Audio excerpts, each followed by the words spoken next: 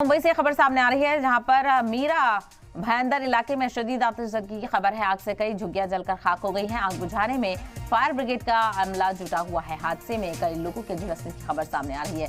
बेहद अफसोसनाक जानकारी मुंबई के मीरा भयंदर इलाके से, जहां पर शदीद आतिशबाजी की खबर है। आग से कई झुग्गियां जलकर खाक हो गई हैं। तो आग की जद में आकर कई झुग्गियां जलकर खाक हो गई। तस्वीर आप देखिए, बेहद ही खौफनाक तस्वीरें। धुएं का गुबार आसमान में नजर आ रहा है और आग की लपटें इतनी शदीद हैं कि मुश्किल से फायर ब्रिगेड का अमला आग बुझाने की कोशिश लगातार करता हुआ नजर आ रहा है।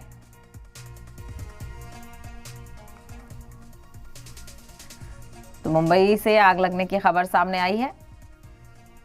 मुंबई के मीरा भयंदर इलाके में शदीद आतिशबाजी की खबर है। आग से कई झुग्गियां जलकर खाक हो गई हैं। आग बुझाने में फायर ब्रिगेड के मुलाजमीन जुटे हुए हैं। हादसे में कई लोगों के झुलसने की खबर है।